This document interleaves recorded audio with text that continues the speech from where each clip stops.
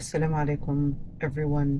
And today, inshallah, we're going to be answering different questions from the questions that we had received earlier.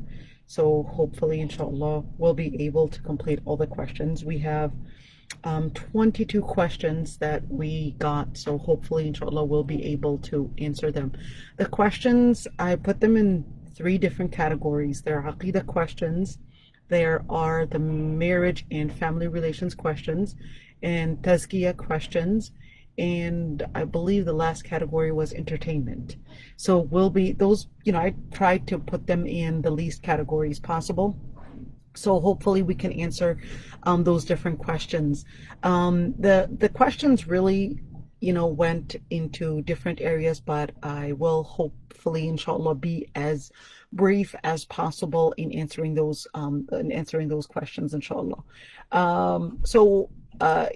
We'll start with the first question, which they are aqidah related questions. And the first question that was asked, why do some Muslims differ so greatly in certain aspects? And it's quite radical to the point of believing Aysha Sallahualayhiwasalam has returned, which is al-ahmaddiya, according to her, or even a seemingly thin line of political difference about Sahaba, some groups in Shia. But the main core of Islam is belief in one Allah and the Prophet ﷺ. Where's the crossing over of shirk? Is there only a certain aspect of Muslim that Allah will accept, or the differences don't matter as long as they don't give Allah partner and Muhammad ﷺ as or Muhammad ﷺ basically deny his prophethood, excluding examples of saint worship like obvious shirk? So a number of wrong things really in the question that were mentioned is that when we're talking about believing in what does faith mean in Islam? Faith is not only about believing in Allah subhanahu wa ta'ala or in one God Almighty and or believing in one God Almighty and the Prophet ﷺ. That is a very simplistic understanding of what Islam really is, because if you read the Quran, you will see that there are a number of different areas that you have to believe in, whether it's in belief in Allah subhanahu wa ta'ala, the prophets, the messengers, the rulings that were sent. So that's why when you look at the prophets, where Allah subhanahu wa ta'ala will tell us how, because Prophet Lut alayhi salam was telling them to not practice the sin, for example, and they denied that, how Allah subhanahu wa ta'ala punished them, and or even different rulings. So we could see that in Islam it's a lot more expansive than just believing in Allah subhanahu wa ta'ala and the Prophet sallallahu alaihi wasallam. There are different emphatically established issues in the religion where you could see they're unequivocally proven in the Quran or in the Hadith, that if you deny those certain parts in Islam, that would actually make you distant from Islam and pretty much not a Muslim anymore. Although like when we're talking about, or even believing in a false prophet, which is what al-ahmaddiya had actually done. Al-ahmaddiya don't believe that Prophet Isa alayhi salam is ever going to return, because they actually considered that Ghulam Mirza Ahmad is the returned prophet. So then they had basically right there believed in a different prophet and regarded him as the last prophet. So that's why al-ahmadiyya are not actually Muslim according to Islam, because they have denied something that is emphatically proven in the Quran, where there are certain definitions of what is Muslim, and even changed the number of times of salah, denied a lot of the different things that were proven in the Quran or in the Sunnah. So that's one main thing. As for the issue about when we're talking about Shia Sunni, not all Shias are necessarily kafir. So what is the ground base? The ground base to say something as Islam or not Islam is basically to go back to the Quran and Sunnah and the way the Sahaba understood Islam. So the way that the Sahaba and the Prophet ﷺ had taught Islam, and if something doesn't have any other interpretation that was something that is unequivocally proven in the Quran and in the Sunnah, denying that would make the person basically not Muslim anymore. So there are certain things that are established in the religion. So let's say somebody denied salah. Let's say somebody said that beef is haram to eat and that you're supposed to be vegan because eating beef or different animals is cruel and brutal, then that would actually let the person pretty much out of the fold of Islam, because they had regarded something that is proven to be in halal by Allah subhanahu wa ta'ala and by the Quran and by the Sunnah, and they regarded it as haram. That simply gets them out of the fold of Islam. So when we're talking about Islam, it's more than just belief in Allah and the Prophet ﷺ. There are certain things that are established in the Quran and through the Sunnah, and those different items, there are so many different sides to it. Those are the items that one is supposed to adhere to in the faith itself, in belief in Allah, the prophets, the messengers, the books that He had sent, the day of judgment, and also the qadar. So those are established in the hadith. And then there are the practices, which is the legislature.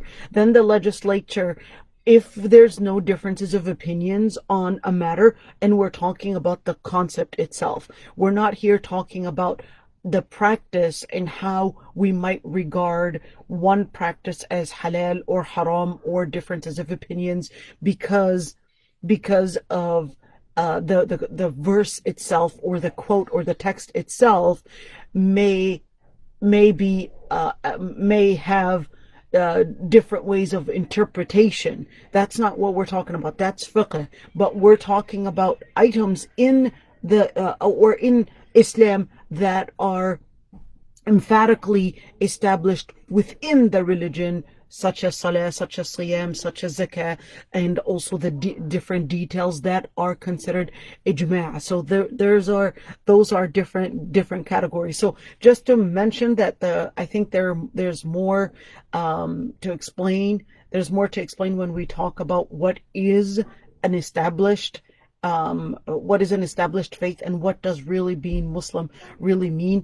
And I think the question was very simplistic in understanding what really is Islam versus somebody leaving the fold of Islam. The other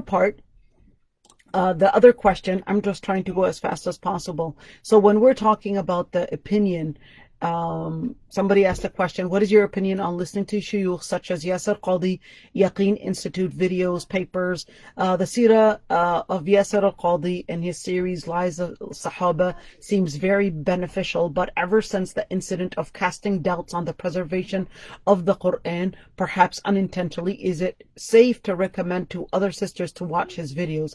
I have personally benefited a lot from his Seerah and other historical lectures, and the same from Shaykh Omar Suleiman, but ever since I'm following Br Daniel Haqiqatjou, I'm confused.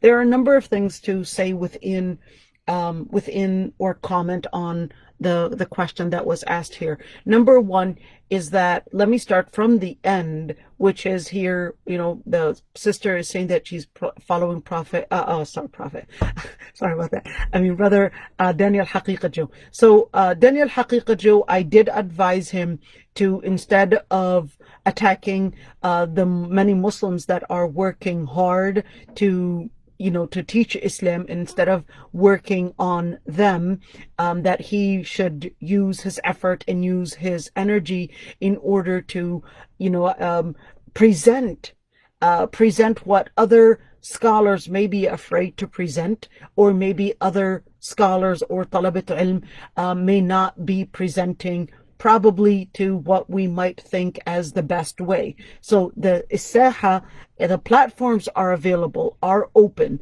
but to pretty much attack the Muslims and every single one, Omar Suleiman, Yasir Qadhi, Jonathan Brown, and each and every single one, just to look for their faults, I think is not the best way to give da'wah.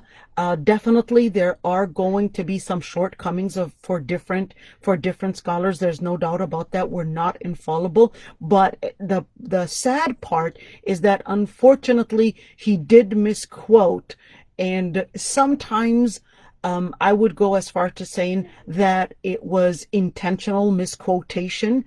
From Brother Daniel Haqiqatjou, there were some clear misquotations that he had done from different talabat ilm, from different students of ilm, or from different scholars. So I wouldn't necessarily agree with Daniel Haqiqatjou on every single accusation that he had put on different talabat ilm. There were clear misquotations, and this is this is dangerous to do, because it is iftira. It is iftira when you tuqawwil al-insan ma lam yaqul, when you will accuse somebody of saying something that they have not said, or misquoting something. But at the same time, it doesn't make the different people that he had said that they had said certain items, everything wrong. There are, I will say, dangerous slopes that some talabat ilm or some students of ilm have indeed slipped on due to the political pressures. Now, this is a very important issue, because that does not justify calling something halal, or saying that Islam tolerates certain issues because of a political pressure. If you are a talib ilm, if you are afraid to say what is haqq, at least don't say what is batil. At least don't say what is wrong. If you're afraid to say what is haqq, don't say what is batil. And unfortunately, there were some talabat ilm that did fall in saying what is batil because they were afraid to say what is haqq. Sometimes they didn't say it outwardly, meaning they weren't necessarily saying it clearly, but the listeners and many of the youth listening to what they were saying, I would say, khudi'u, I would say that they were betrayed, and I would say that they were confused, that added on to the confusion. Because if you're going to expect the non-Muslim to probably like what you're saying just to add on an acceptance or tolerance, expect the same from a Muslim to also understand the same. And unfortunately, there were some dangerous slopes that some Muslim dua did fall in. So I agree with Daniel Haqiqatjou on that one, which is that there were some dua that indeed did try to justify, or I would say change the interpretation of Islam in order to gain acceptance, and perhaps to gain followers, and not to stand out. And I think if I would say, if I would comment on that one, I think that part is really important to emphasize on, but I wouldn't necessarily go on to every single da'iyah and start slashing every single one of them and say, well, this is something that you are committing, therefore everything that you have done is going to be demolished. And that's the same thing. Yes, I do disagree, on certain issues with some talabat ilm, but I will not deny that works probably like the Seerah of Yasir al-Qadhi for over 125 videos were nothing but awesome. They were awesome. He did an outstanding job. The lives of the Sahaba was very beneficial, so I would listen to that. As for casting doubt, I think it was misunderstood. I would assume that the sister that wrote the question misunderstood casting doubts. There's absolutely no way that Yasir al-Qadhi is going to say that the Quran was not preserved. Without even asking him what he meant by that, I am very sure that whatsoever. He will not say that the Quran was not preserved or that there's any doubt in preserving the Quran whatsoever. I'm assuming that there was a misunderstanding from the viewer, so it would be important to bring it to Yasir al-Qadhi, Shaykh Yasir al-Qadhi's attention that there was a misunderstanding, so maybe he will review that.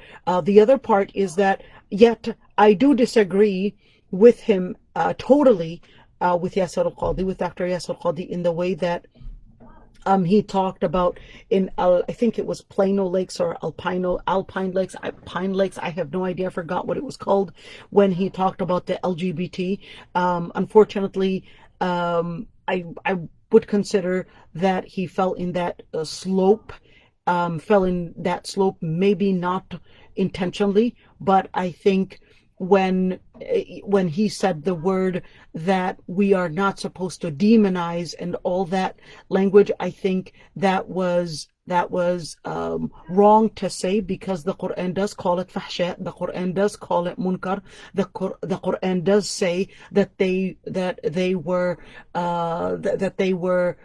people of Qawm Lut, that they were punished for that sin, which is what Yasir al-Qadhi himself would say. But to say not to demonize, I think is a wrong wording. I think it should be brought to his attention. Maybe I can bring it to his attention. But I am sure that he has good works, and a lot of his works on different lectures on Islam were outstanding. The other part, which is when we talk about Shaykh Omar Suleiman, the same thing. I think he has done an outstanding job in bringing a lot of the youth to Islam, does an outstanding job in teaching Islam and in various topics. So to say that because of one specific topic we might have disagreed with him, that is going to demolish and totally reject all his works, is very dangerous to say, and that's what I disagree with Daniel Haqiqatjou. The other part I would like to add is that no matter who that scholar is, no matter who that person is, no matter how scholarly they are not infallible. Let's say it that way. They're not infallible. And I wouldn't do what other people are doing, without naming names, in where if they make a mistake, that means all their work is to be rejected.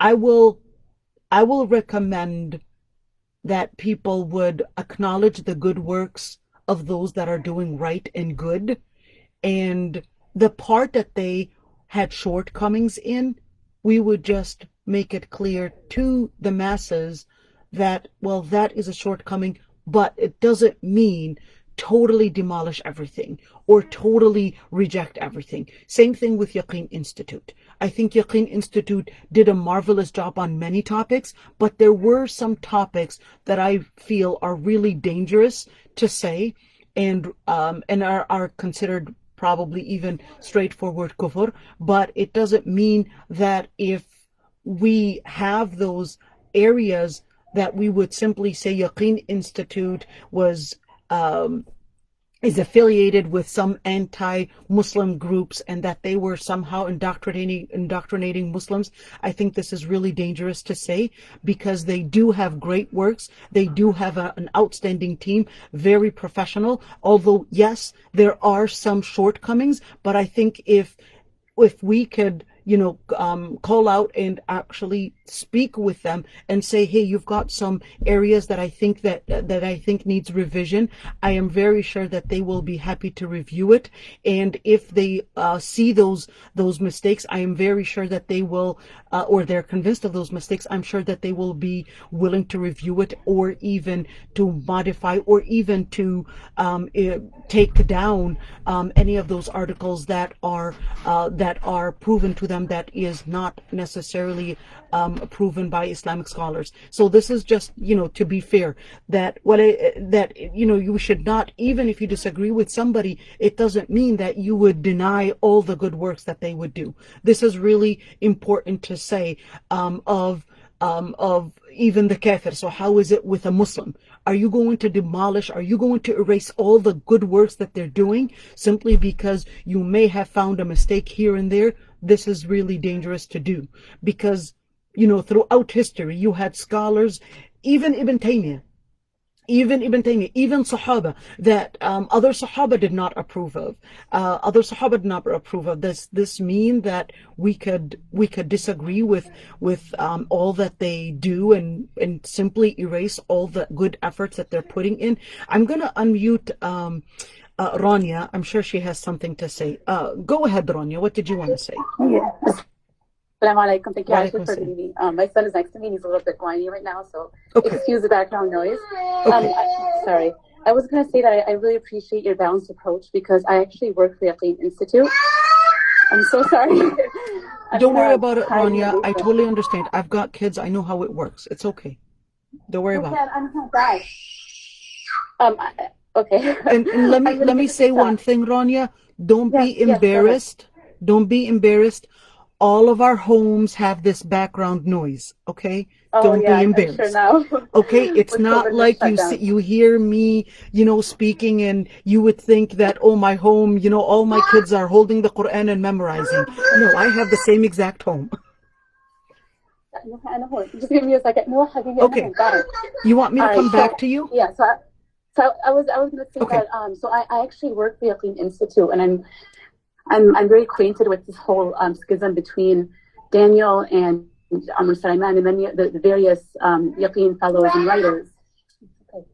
And I was going to say that your balanced approach to addressing this topic, I feel, is necessary, because a lot of people, especially in cancel culture, they'll see one. Is it okay if I type up my question? Is that okay? That's okay. I just get muted again? That's okay. Sorry, very, very loud. Okay, all right. Sisters, it happens, and I absolutely understand, because I'll tell you, I'm a mother and I know how it works. And this is really important for all the audience to hear, is that it is absolutely normal for a mother that sometimes these things, they just take us, and that's what at many times is really absorbing our efforts. This is normal. This is absolutely normal. Don't imagine that my home is all the time, you know, my kids are holding the Quran, memorizing it, and they just know quietly how to put their breakfast and how to put their food, and that my kids are just outstandingly quiet. Each one is just saying Jazakallahu khairan. This is not reality. This is not reality. Reality is our homes are just like your homes, maybe a little bit of a different struggle, but we still do, and we still face the same exact thing. So Rania, I'll let you write it down. We'll get back to the issue of Yaqeen Institute. But like I said, the most important thing is that we don't negate the good works that others will do. Let's not negate the good works that others will do, and actually appreciate the good works, and even promote the good works that they will do. Because if you negate every single person's good work and only scrutinize their shortcomings, this is the opposite of akhlaq. This is the opposite of akhlaq. You should be a person of adala. You should have the العدل. What is العدل? ولا يجرمنكم شنآن قوم على ألا تعدلوا اعدلوا هو أقرب للتقوى. العدل is when you scrutinize the good works and the good works of others, and when somebody has a shortcoming, you might address it to them personally. And if you feel that they're not responding personally, and that this idea is really I would say misinforming the masses, then keep it in mind that even when you want to address it to the masses, that this is a misinformation here, that you don't negate and don't misquote. Don't misquote in order to bring about the attention and draw the attention to you. This is really dangerous to do. So I'm going to read what Rania is saying. So she said, so I work with Yaqeen Institute as a content developer for high school curriculum. The schism and dispute between Daniel and Yaqeen has weighed heavily on me. Personally, I had a private conversation with Shaykh Omar Suleiman about it. Can you speak specifically about the publication that we should wary of? It's not just, or to read with scrutiny. Well, here's one thing, is that I think if you look at the people that were hired by Yaqeen, a number of them are specialized or are professionals within their specialty, probably political science, or probably maybe biology, maybe I don't know, social working, psychiatry, psychology, etc. But being a specialist in psychology or psychiatry does not necessarily make you, just because you are a Muslim, qualified to speak on what Islam's stance is relating to those topics, whether it's evolution or whether it's psychology, or whether it's tarbiyah, and how the Islamic approach to it is. I think it's really important that they would also have those mutakhassisin, those scholars, those specialists in Islamic studies that will review those areas. And we're talking about issues that relate to things that are real in Aqidah. Are real in Aqidah specifically, or even when it relates to the way we're talking about the way that a lot of the liberal West wants to indoctrinate the Muslim community in.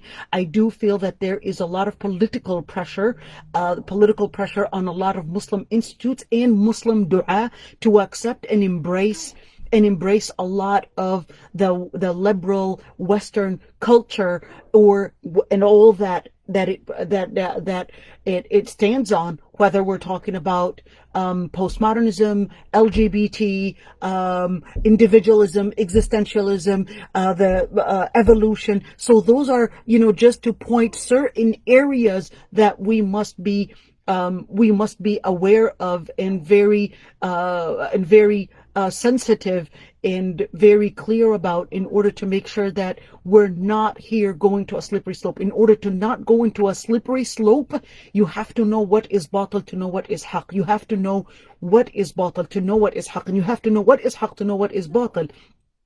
Meaning that you have to stand on certain grounds in where it is clear what Islam really says about this before you publish any work. Not because somebody is a specialist, in biology, it doesn't make them, even if they are Muslim, it doesn't make them qualified to say what Islam's stance is on the issue of evolution, for example. Same thing when we're talking about psychology, and the list goes on and on. So it's really important to go to the works of the ulama and get, and of course attain ilm and get ilm, in order to make sure that what you are publishing in Yaqeen or other institutes is actually what Islam really says. So I would say the responsibility lies on you, Rania, is that you work within that area, you work in publishing those things. I think it's really important that you would bring it to their attention that they have to review those works with qualified scholars in Islamic studies, and not necessarily within those fields. So she also says, and I also wanted to ask about the approach to Islamic apologetics that Sheikh Hatem lectured about in some length. I believe that is part of the Yaqeen's approach to target and engage with Muslim middle that are struggling with their faith. So they did do, I would say Yaqeen did do a good job in helping the middle, helping the youth get into Islam, but it doesn't mean, in order to absorb or embrace the middle, which is what you call the middle area, it doesn't mean that you change Islam in order to get a listening ear, or in order to get the masses accept your perspective. Don't change Islam. And I would wish I did actually tell Daniel Haqiqatjou on his Facebook. He did an outstanding job in debating with, I think his name was AP or something like that, apologetic, or no, he was an ex-Muslim. He did an awesome job, if only that he would focus on bringing in what, how to explain Islam to those masses, and on those sensitive issues, whether in LGBT or even slavery, or even the issue of Islam and marriage and women's rights, etc. I think he would do an outstanding job, but I think unfortunately he's focused on criticizing the Muslims and misquoting the Muslims. I think he would do an outstanding job, especially with having a philosophy degree from Harvard and actually presenting Islam to help the youth explain Islam without losing their Islam, by using the different arguments in philosophy to help them understand, and I would say deconstruct the Western philosophy, and to bring it to the masses to understand that not because it's Western and not because it is promoted as liberal and freedom, and it is promoted as if it is the last thing that man has ever reached in bringing human rights. So I think he would do an outstanding job in deconstructing that philosophy, and to help the Muslims learn how to gain them confidence by deconstructing the Western or even the postmodern philosophy. But unfortunately, he's focusing on I personally think he's focusing on the wrong end, and this, I think, is causing that confusion to the masses, the Muslim masses at least, because he's focused on that. All right, and somebody is also saying, let me see, okay. All right, so let's continue, because we don't want to focus just on this topic, even though it's extremely important. The other part is the issue of tazkiyah. As a Muslim, can you tell me how a student presents akhlaq? Because we study in mixed classes of different religions, we fear that our fellow Muslim classmates will be annoyed. One thing is that we have to learn how to deconstruct, which is exactly what I was talking about, deconstruct the Western liberal philosophy, not because it is presented and promoted as human rights, as pro freedom, pro tolerance. It doesn't necessarily make it so. I think it's really important that we learn how to deconstruct those philosophies and where they come from, in order to not be wary or lose confidence in talking about Islamic akhlaq or even Islamic rulings. So in having that being said, it's really important that you speak in akhlaq, or you speak in Islam based on understanding the philosophy of Islam in preserving the deen, preserving the nafs, preserving the aql, the ird, the mal, etc. In how Islam's approach is, how Islam brings in all those categories together. So in order to help you learn how to present akhlaq to the mixed classes of different religions, I think it's really important to learn the Islamic philosophy of akhlaq. That is my plan, inshallah. I will be doing the philosophy of akhlaq, the Islamic philosophy of akhlaq, inshallah, in probably 2 months, and hopefully, inshallah, that will help. So we first have to learn the philosophy of Islamic akhlaq, and also the philosophy of the non-Muslim akhlaq, to understand how those two approaches are similar or different, and when they're different, and how the purpose of it, the purpose of both, affects the beginning and the foundation of both. So the foundation leads to a different purpose. How do they differ, and how do the dynamics of both sides actually work out is extremely important. To gain confidence, you first have to get the ilm and understand how the philosophy of Islamic akhlaq is founded. and what it's founded on, and how the implication of those foundations affect the different sides of akhlaq. So this is actually a whole long lecture. The other question says, what are the 12 sunnah prayers? Wait a minute, that's not aqidah. Why did I get there? So we'll answer it despite the 12 sunnah prayers. So one thing is that it's not 12 sunnah prayers, so just the 12 sunan. All right. I think the questioner, she said she's confusing two sides.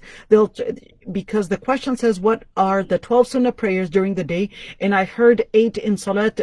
I'm assuming duha, not zuhut. So this is salat al-duha that I believe she's asking about, and most people might be at work. So two things here. For the 12 sunnah prayers, if she's talking about that there is 112 sunnah rak'ah and that you will get to Jannah, that is actually a fabricated hadith. But there is another hadith, or there is another hadith, or actually other hadith, where it was narrated by Bukhari and Muslim that Abu Hurairah actually said, أوصاني خليلي صلى الله عليه وسلم بثلاث صيام ثلاثة أيام من كل شهر وركعتي الضحى وأن أوتر قبل أنام. That the Prophet صلى الله عليه وسلم had given Abu Hurairah a will that he would pray he would perform 3 things: fasting 3 days in every month, 2 of rak'atay al-duha, and to do salat al-witr before sleeping. Now the other part is that the Prophet ﷺ, in a hadith narrated by Sayyidah Aysha, that the Prophet ﷺ used to pray yusalli salat al-duha, that he used to pray salat al-duha. And she said, قالت 4 ركعات. She said 4 rak'at, and he would add as much as he's able to, and that was narrated by Sahih Muslim. Now in Nawawi explained in Sahih Muslim, he explained in his sharh, he said that all these hadith, they're all agreeing, and that there's no differences of opinions, that duha is actually sunnah mu'akkada, that it is a highly recommended prayer, but the least of it is 2 rak'at, and the highest number of salat al-duha is 8 rak'at, and that the person would pray two rak'ahs. So it's by twos, basically. When we're because the by 2 is basically from a hadith that was mentioned by Hani bint Abi Talib, that the Prophet ﷺ صلى سبحة الضحى 8 ركعات, that he prayed subhat al-duha, meaning that he had prayed salat al-duha 8 rak'at, and that he would make taslim between every 2 rak'ahs. So he would pray it in twos. Now when we're talking about the salat al-duha, this is just an explanation about salat al-duha. But as for the 12 sunnah prayers, those would be the ithnatay ashrata rak'ah. That would be a different issue, and that was narrated by Muslim, that Habiba radiallahu anha, the wife, the Prophet ﷺ's wife, that she had said that the Prophet ﷺ said, ما من عبد يصلي لله كل يوم 12 ركعة تطوعا غير فريضة إلا بنى الله له بيتا في الجنة. So she had narrated that in Sahih Muslim, that the Prophet ﷺ said that every Muslim that prays every single day 12 rak'ahs, tatawwa meaning voluntary prayers, that Allah subhanahu wa ta'ala will give them would give them a house in Jannah. It is explained in a hadith in Tirmidhi, also by Habiba, which is the same narrator in Sahih Muslim, that she had said that من صلى في يوم وليلة 12 ركعة بني له بيت في الجنة, that whoever prays 12 rak'ahs throughout the day and night, that Allah subhanahu wa ta'ala bunya lahu baytun fil jannah, that Allah subhanahu wa ta'ala would build them a house in Jannah. And then she explained 4 qabla dhuhr, it would be 4 rak'ahs before dhuhr, 2 rak'ahs after dhuhr, 2 rak'ahs after maghrib, 2 rak'ahs after Isha, and 2 rak'ahs before Fajr. And this hadith is actually regarded as Sahih by Al-Albani. So we could see that the 12 rak'ahs that are the Sunnah prayers are basically Sunan al-Ratiba. Sunan al-Ratiba and not duha. Duha is one thing. The max is for Salat al-Duha is 8 rak'ahs, and the 12 Sunnah is the Sunnah Ratiba, which again 4 before Dhuhr, 2 after Dhuhr, 2 after Maghrib, 2 after Isha, and 2 before Fajr. So that would be the 12 Sunnahs that is mentioned here, and Salat al-Duha. As for you might be at work, well, it's a Sunnah, so if you could sneak to do 2 and they allow you to do that, do so. If they don't allow you to do that, well, in the end, it's Sunnah. The other question is, will Allah forgive the sins we have knowingly committed and continue in like things that are hard to give up, or sins we've repented for but returned to? So the Prophet ﷺ said, والذي نفسي بيده لو لم تذنبوا لذهب الله بكم. شو وين لو والذي نفسي بيده لو لم تذنبوا لذهب الله بكم. And if people would not have committed sins, then Allah subhanahu wa ta'ala would have لَذَهَبَ اللَّهُ بِكُمْ, then Allah subhanahu wa ta'ala would have taken away or eliminated these people, and Allah subhanahu wa ta'ala would bring other people that will commit sin and seek forgiveness from Allah subhanahu wa ta'ala, and Allah subhanahu wa ta'ala will forgive them. So in the end is that when we speak about committing a sin, it doesn't mean that if you commit sin, you forgive, you give up on seeking repentance from Allah subhanahu wa ta'ala. Do your best to do that jihad of the nafs, that jihad in putting an effort to never go back to it. And in order to get repentance, you need to do a number of things. Number one is that you want to, I'm going to write it down so we can keep note of it. So you want to determine not to go back to it, determine not to go back to it. And of course, you want to regret doing that sin. You also want to seek forgiveness, and you want to look for the reasons or the different motives that are putting you in that weakness. What is making me weak? Is it because I'm online, or is it because I got a phone? Maybe I need to give up on my phone. Or is it because I go to a public school? Maybe I need to go to an all-girls school, or maybe I need to go online. What is making me commit and return that sin on and on again? You want to review and revise yourself and actually see what is the cause, what is the cause to that sin, in order to help you go through that therapy, that spiritual therapy that you will be doing. But it doesn't mean that you give up. Al-Muslim يعيش بين الخوف والرجاء, that a Muslim lives between 2 areas. Al-Khawf, fear, which is fearing that they will commit a sin, and the raja, and hope. And they have the hopes that Allah subhanahu wa ta'ala, despite them going back to their sin, that Allah subhanahu wa ta'ala will forgive them. There is a hadith where Abu Dharr al-Ghafari, the Prophet ﷺ, said that whoever says La ilaha illallah, that Allah subhanahu wa ta'ala will forgive their sins, wa in sana wa in zana wa in saraq, even if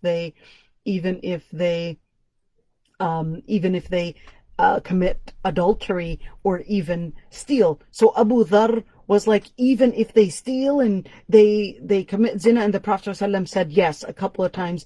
And then Abu Dharr said, رغم أنف أبي ذر, even if Abu Dharr might dislike it. And this was just to help the sister never give up and work on figuring out what's making you weak, and changing that circumstance or the environment that's making you weak and going back to it. Another question: when reading adhkar on one's children during the night, can you recite the mu'awwidhatayn once and wipe on all the children, or does each child require to be recited upon? So there are a number of things. Number one is that for mu'awwidhatayn, which basically, for those that don't know, it's the last 3 surahs in the Quran. That the sunnah is, kind of like when you're washing your face, when you put water on washing your face, you're going to put your palms as if you're going to wash your face, and you're going to read 3 times Qul Huwallahu Ahad, 3 times Qul A'udhu bi Rabbil Falaq, 3 times Qul A'udhu bi Rabbin Nas, and then you're going to blow 3 times, not spit, but blow 3 times, and then you're going to wipe it. You can do one wipe over all the children, and it is best if you wipe on every single child separately, just to complete the mu'awwidhatayn and to put the barakah of that recitation on in full on every single child. But you can do it on all the children, and it would be good for you to also teach them how to do it in order to keep them safe from all the different harm. The other question, how long can I do istikhara? Like how many days? There is no limit to the number of times that you do istikhara, and no limit to the number of days, as long as you feel that you'd like to do istikhara.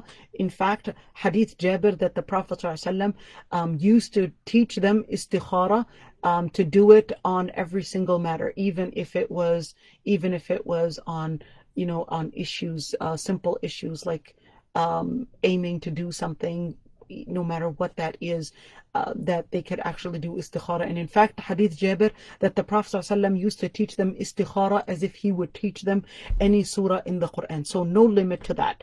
The other question, if I miss salah and never make up for them, or due to laziness, what does that exactly mean? Is that considered apostasy or ignorance? So 2 things here.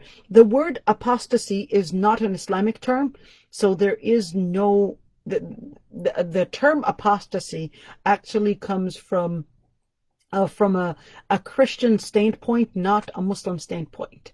Ridda is different than apostasy, and the word ridda is not translated into apostasy. Apostasy is a totally different area and totally different thing.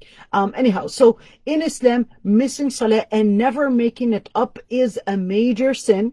Because the Prophet ﷺ actually said, Al-ahdu baynana wa baynahum tark as-salah, that the difference between a Muslim and a kafir is leaving salah. That salah is that area in order to keep you energized and in your spirituality and connected to Allah subhanahu wa ta'ala. Having that being said, is that scholars actually had differences of opinions on whether leaving salah actually makes you a kafir or leaves you as a Muslim. The majority of scholars did consider that you are still a Muslim, and that is a kabira, and that is a major sin. But leaving salah, it does not make you murtad, does not make you out of the fold of salah. So even if you leave making up on that salah, it is equal, and it is the same as leaving your salah purposely. Why? Because the Prophet ﷺ said in the hadith, "Man nama an salatin aw nasiha falyusalliha idha dhakarha." The Prophet ﷺ said, whoever oversleeps a prayer or forgets about it, then they should pray it whenever they remember, or as soon as they remember, or when they wake up. فَإِنَّ ذَلِكَ وَقْتُهَا, because that is its time. So having that being said, is that because that would be its time, that's when you remembered it. Leaving a messed up prayer, a prayer that you were supposed to make up, is equal to leaving a salah on purpose. So leaving a salah is actually a major sin, and does not make you murtad, does not leave you or get you out of the fold of Islam. All right, so questions on marriage and family relations. So the question says, I would like to answer. Okay, so how to deal with the issue of not wanting more kids. You feel like you have all that you can handle, but Islam says you can never say you're done for sure. because you're denying Allah's blessings. And the second thing is that your husband insists that you have more. It's important to him, and he's willing to wait a couple of years, but definitely wants more. But in a couple of years, you will be almost 40. So there are a number of things here that in Islam, the question is not accurate. Islam doesn't say that you cannot space out between children. You can space out between children, because the Prophet, the Sahaba used to say that كنا نعزل على عهد النبي صلى الله عليه وسلم والقرآن ينزل. That the Sahaba used to perform azl, which is a form of natural contraceptive. You can consider it natural contraceptive, and that was during the time of the Prophet ﷺ. So that being said, is that to space out whether they're using a natural contraceptive by not actually letting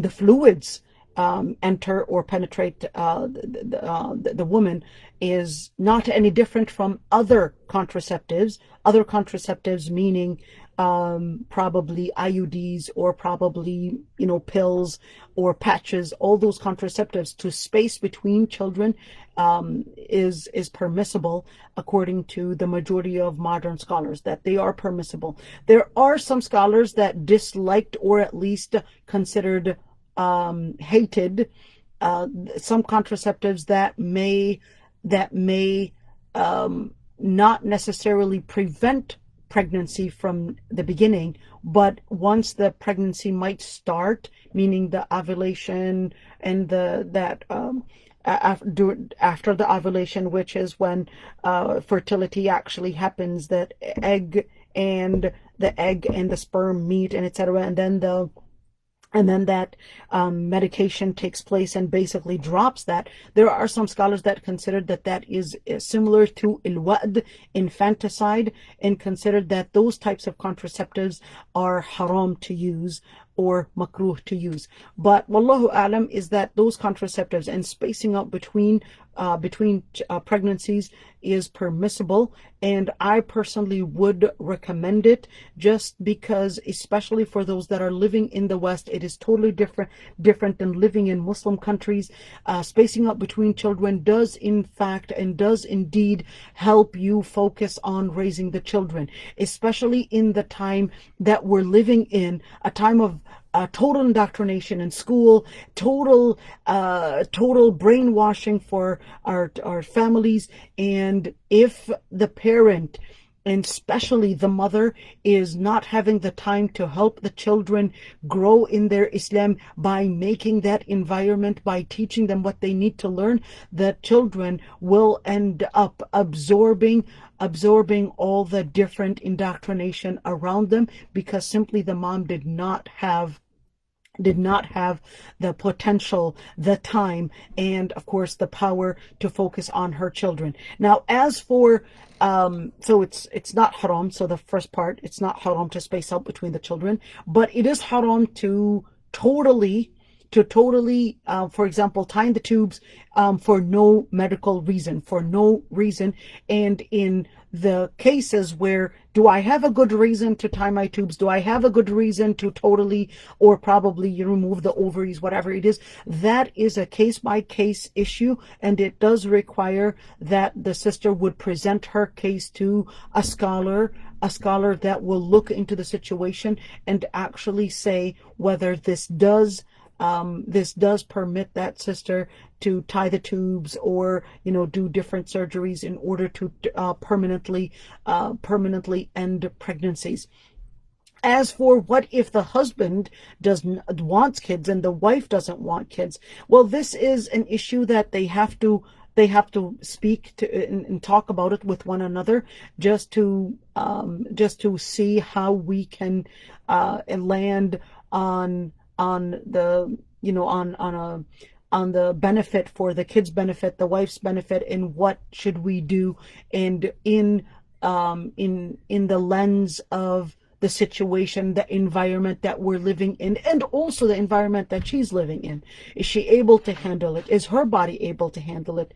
Is the environment suitable to raise those children, and protect them from all the fitan that are surrounding them. So this is something that they have to work out, they have to talk about, and they have to see what is the best situation, what is the best environment, and how can we make this happen or not happen, and make sure that we understand that it's not about having too many kids, it's about having good raised children. This is the most important part. It's not about having 9 kids or 7 kids or 8 kids. You can have one child that can be a good tarbiyah, good disciplined child, better than 9 kids that are lost in their tarbiyah, probably lost in drugs, probably lost in their aqidah, etc. All because we did not have the time, the energy, the potentials in the environment to focus on their akhlaq. So this is something that they have to work on together to see what is best for them and their family. So let's move on with another question. Can I go back on a gift I wanted to give to my friend? I didn't specify. And she just said to the family, I was going to give her a gift, and I was going to give her a gold necklace, so a gold necklace, but now I want to give her something else. So if the sister said that she was going to give a gift without specifying, if she said she was going to give her a gift, all right, without specifying, then she can give her any gift with no matter what the value is. That's up to her. But if she specified and told her that she was going to give her a gold necklace, then she would have to give her a gold necklace. But if she promised to give her a specific gold necklace, then that was going to be a promise. That was going to be a promise. And al-a'idu fi hibatihi kal-kalbi ya'udu fi qay'ihi. Going back on giving a gift is like a dog that licks his own vomit. So this is actually a hadith that is telling us that, you know, this is a gift that you are giving and that you can't take it back. But here's the thing, is that this was more of a promise. This was more of a promise. And al-asl fil wa'd al-injaz. The by default, whenever you give a promise, you are supposed to fulfill that promise. You're supposed to be fulfilling that promise. Not fulfilling the promise is actually haram. Not fulfilling that promise is haram. But in the situation where you specified, so here, you know, the question actually is contradictory, because here on a gift, which would mean didn't specify, but then I was going to give her a gold necklace.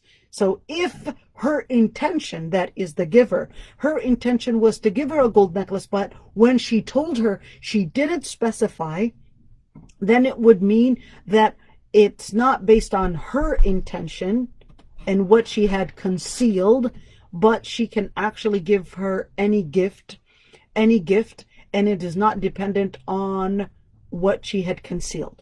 If she concealed that she thought to herself, I was going to give her a gold necklace, she concealed that and she didn't tell her that she was going to give her a gold necklace. She just said a gift. So in that situation, she can decide whatever gift she wants to give, because she concealed to herself that she was going to give her a gold necklace. So she doesn't have to give her a gold necklace. She can decide to give her, I don't know, a pot of biryani, or, you know, that's up to her. All right. Another question says, I'm taking a new birth control and I'm having my period, that's what she's saying, for over 2 weeks now. So then over 2 weeks, do I need to wait till it's done, or can I go back to my prayer? So two things is that when you're taking a new birth control, it depends on the birth control. Depends on the birth control, their Paragard, Mirena one, and most of the times you know, I've had many questions relating to the Mirena one because it's confusing the sister's cycle. But there are some other sisters that are taking the Paragard and also doing the same. But generally speaking, you're going to consider if your cycle was a regular cycle. Let me go back to that slide just so that I can write it down. So then you're going to say, was your cycle regular? If your cycle was regular, you're going to go back to those number of days. So let's say your number of days of cycle was, let's say, 5 days. So then 6 days was your regular cycle every 21 to 28 days. That's a regular cycle. So in that situation, the number of days beyond the 5-6 days, those days are going to be istihada. Those days are going to be istihada. Now, if the sister is irregular, then she's going to consider looking at the following. She's going to look at the texture. She's going to look at the smell, well, the texture of that bleeding. The texture of the bleeding, whether the smell of it, whether the clotting of it meaning that it's thick, it has a smell, it is darkish, dark bleeding, dark red, blackish color bleeding. So she's going to look at that texture and she's going to look at that bleeding. She's going to ask herself, when do I see these different sides of it, the smell, the clotting, the thick, the dark bleeding, and you can add to that things probably cramping, all those different sides are to help you distinguish a cycle from istihada. So you're going to look at those textures, and then you're going to be able to identify which one is a cycle and which one is istihada. So somebody says, well, can she base it on her family? So she would base it on her family. This is a new person. Okay, this is to base it on your family. That would be in general, but this sister is taking a contraceptive, and that's what affected all her cycles. So we wouldn't look at her family, because anyways, she's taking a birth control, and that birth control is after her, for sure, having some regular cycle. She has a history of knowing her cycle. So we won't say then, let's see what your family members, your DNA or genetically how your cycle looks like. So for that sister, she has a history of a cycle anyways, so she would base it based on her own personal cycle's history and not the family. We wouldn't jump to the family for this situation. Because she already used to be either in the regular or the irregular cycle. If she used to have a regular cycle, we would base it on that. We would base the regular cycle. We would consider that as the base, the regular cycle, and then the extra days, and she would use those different helping methods, the smell, the clotting, the thick blood, the dark bleeding, etc. She would use those to help her identify the last day. She would use those methods as a helping method and a helping tool to help her identify that those last days, which one is a cycle and which one is istihada. Istihada does not have a smell. There's no clotting, it's not thick, it's not dark bleeding. But here's the thing, is that with women that take new birth controls, many times the bleeding can be very heavy. So the heavy bleeding, that does not mean it's a cycle. It's not how heavy the bleeding is. All right? She can be spotting and still be considered a cycle. All right, so it's not about how heavy the bleeding is, but it's about the texture of it. Is it dark bleeding? Is it cramping, etc.? The other tricky part is that when inserting a new birth control, which is an IUD in this situation, inserting an IUD can sometimes make it not dark bleeding, but can sometimes confuse the women, and it would be red bleeding, but then all of a sudden we confuse the colors. In that situation, use the smell as the helping method. The smell is the best helping method to help you identify istihada from cycle, or istihada from your cycle. So an istihada does not have a smell, it is not thick, And the easiest way to look into the toilet, you could see that the bleeding is not coming in thick like syrup. That's istihada. If it's coming in thick like syrup, that's going to be a cycle. The dark bleeding, if a new birth control, it's going to be red for istihada, dark blackish color for a period. Cramping, it does not help, because when it's a new birth control inserted, she's going to be cramping anyway. So cramping is in both situations. But those things you want to, start checking. What do I see? What are the helping methods to help me identify whether this is istihada or cycle? Hope that helps. Somebody says daughter or son responsible for the sick mother. So this was a voice call, and it was that the daughter and son, they were both in dispute. Who is supposed to be helping the mother? Is it the daughter or is it the son? The daughter says, it's my brother that's supposed to do everything because I'm married with children. The son says, well, our mom needs personal care. She needs to use the bathroom. She needs washing. And I can't do that as a son. What am I supposed to be doing in that situation? So number one is that with a married woman,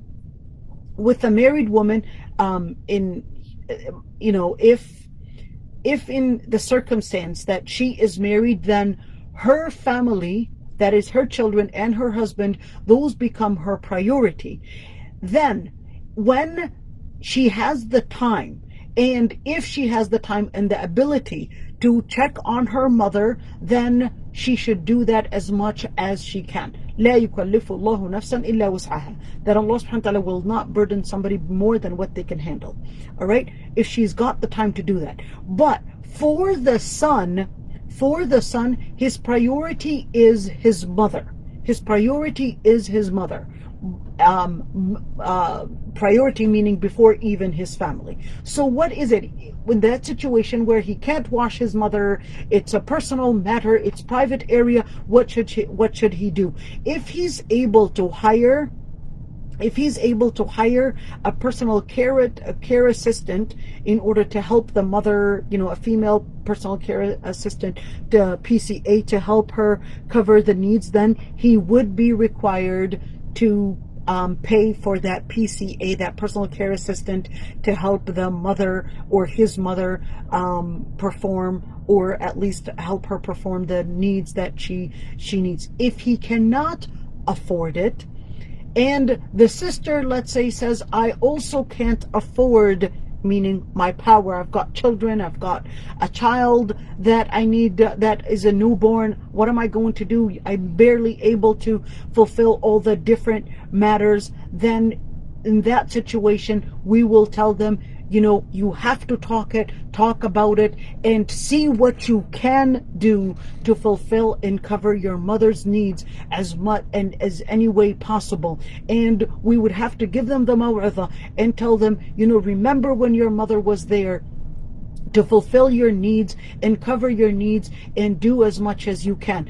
If it's to probably, there's al-adl and there's al-ihsan. There's al-adl in where, yes, indeed, the daughter is supposed to be coming in for the need, but لا يكلف الله نفسا إلا وسعها, where the daughter might have those circumstances. She's got a newborn, or she's probably, having 6 children, who knows, she's barely making it there. So in that situation, we'll say, you guys have to sit together and see how you can complete and fulfill each other's duty, and it's not necessarily upon one and leaving the other. And we have to do our best to look into our circumstances and see and understand each other's responsibilities, and help one another, support and give the care for our mother, and remind them that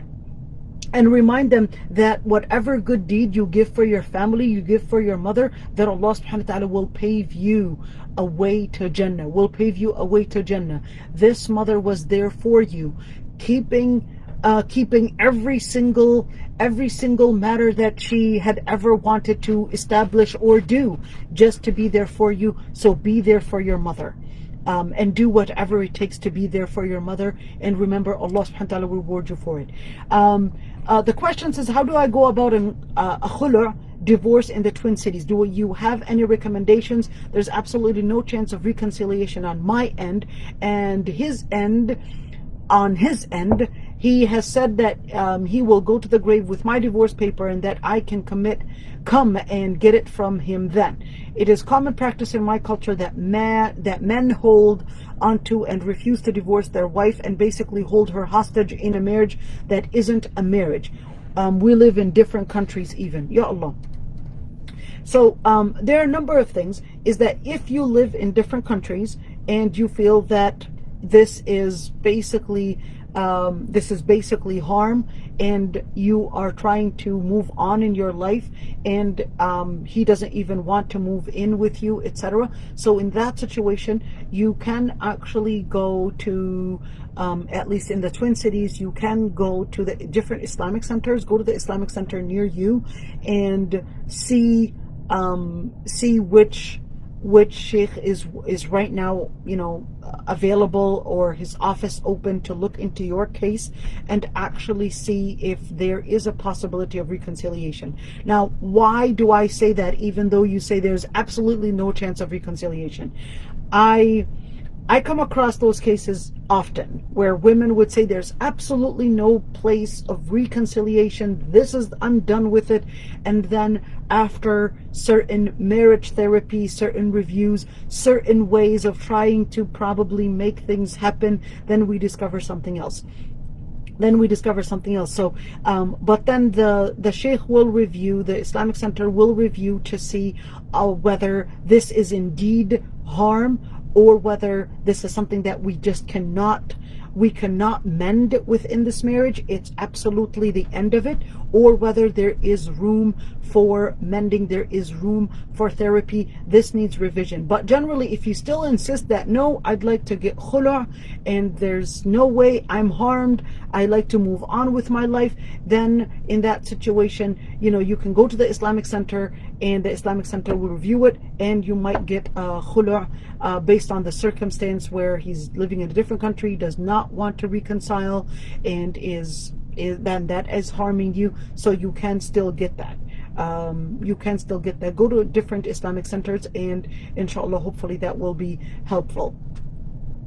The other question says, if a Muslim woman gets involved with a non-Muslim man, can they marry? So and if yes, what kind of approval? Can families be in sin if they are afraid to get involved? I would like my question to be anonymous. So you could see that all the questions are actually anonymous. I don't even remember who asked that question, by the way. Most of the questions, I don't remember who the questioners were. They just come to me and I forget about who the questioner were, and totally don't remember. So generally speaking, let's see, where were we? All right, so when we're talking about a Muslim woman marrying a non-Muslim, it is absolutely haram, and this is agreed upon between Muslim scholars because of the ayah. That Allah subhanahu wa ta'ala says, وَلَا تُنْكِحُ الْمُشْرِكِينَ حَتَّى يُؤْمِنُوا وَلَعَبْدٌ مُؤْمِنٌ خَيْرٌ مِّن مُشْرِكٍ وَلَوْ أَعْجَبَكُمْ أُولَٰئِكَ يَدْعُونَ إِلَى النَّارِ وَاللَّهُ يَدْعُو إِلَى الْجَنَّةِ وَالْمَغْفِرَةِ بِإِذْنِهِ وَيُبَيِّنُ آيَاتِهِ لِلنَّاسِ لَعَلَّهُمْ يَتَذَكَّرُونَ. And Allah subhanahu wa ta'ala says, فَإِنْ عَلِمْتُمُهُنَّ مُؤْمِنَاتٍ فَلَا تَرْجِعُوهُنَّ إِلَى الْكُفَّارِ لَا هُنَّ حِلٌّ لَهُمْ وَلَا هُمْ يَحِلُّونَ لَهُنْ. These are two ayat. So the first ayah, وَلَا تُنْكِحُ الْمُشْرِكِينَ حَتَّى يُؤْمِنُوا, and don't marry the mushrikeen, the non-believers, until they become Muslim. And a Muslim slave is better than a mushrik, even if they appear to amuse you, because those would be calling to hellfire, and Allah subhanahu wa ta'ala calls to the Jannah and forgiveness by His will. And Allah subhanahu wa ta'ala clarifies His ayat, clarifies His verses for you in order for you to remember. In another ayah, Allah subhanahu wa ta'ala says, for al-mu'minat, فَإِنْ عَلِمْتُمُهُنَّ mu'minat. This is in Surah Al-Mumtahana, ayah 10, for whoever wants to go back to it. If you knew that they were believing women, and this was revealed because of Kulthum bint Uqba ibn Abi Mu'ayt, when she had become Muslim, she migrated, and she was only a teenager, migrated to Medina. She migrated to Medina, and there her brothers attempted to bring her back, but then she had said, well, how can you send us back? Because they had already made an agreement with the people of Quraysh that anybody that would become Muslim, that they would be returned. But Allah subhanahu wa ta'ala says, لَا هُنَّ حِلُّ فَلَا تَرْجِعُهُنَّ إِلَى الْكُفَّارِ. Then don't return them to the non-believers. لا هن حل لهم ولا هم يحلون لهم. They are not lawful to them, that is to get married to them, and they here, لا هن, meaning the women are not lawful, the Muslim women are not lawful to the disbelievers, and the disbelievers are not lawful to them. A number of things is that I would like to say for the questioner, who I don't remember, that in the circumstance when the Muslim woman wants to get involved with a non-Muslim man, this marriage is absolutely void, and it is zina. It is zina. But I would like to also bring a note to the many Muslim families out there. Don't put your children in circumstances that can lead to this fitna. Probably putting them in a non-Muslim environment and thinking that it's okay. They will learn as Muslims how to cope and cooperate and learn how to be good citizens, etc. In the end, you will be putting your child in a fitna. You will be putting your child in a fitna by putting them in a non-Muslim environment, or in an environment where that involves that type of indoctrination, without you really realizing you will be losing your child.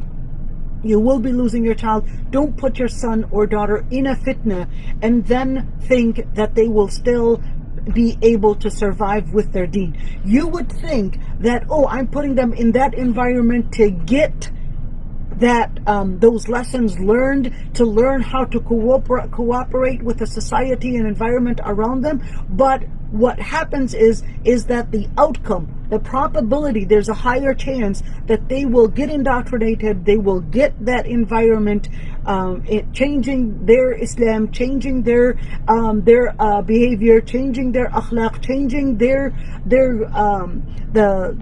grounds that they were raised in because of that environment. You would think that I was expecting them to learn such and such, but I didn't expect them to learn the other matters. So in the end, can they get married? This is absolutely haram, and there's absolutely no way in Islam that whether the wali approves, whether the mother approves, even if the whole Muslim, even if Al-Qardawi files a report, yes, these two are allowed to get married, that is absolutely, even though he won't do that, but that is absolutely haram, and this is an invalid marriage. One qawl, there is no doubt, there's no differences of opinions between scholars whatsoever. Will families be at sin if they're afraid to get involved? Yes, they will be at sin, because they have to do whatever it takes in order to bring it to that daughter's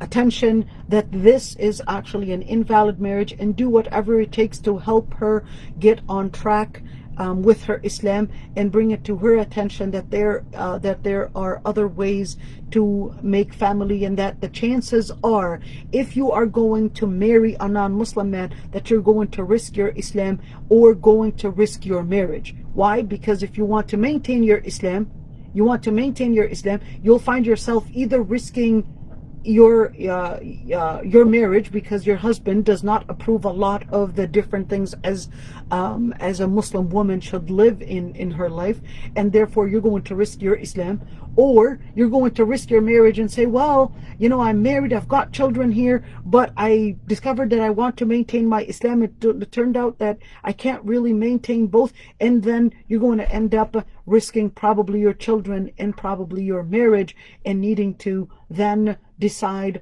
on what do you really want to risk. So this is a very dangerous route. So the families, they have to get involved as much as they can, in order to help their daughter or the woman get on track. Because I figured it's a daughter, because here it says families and woman, so I'm assuming it's a daughter or a sister.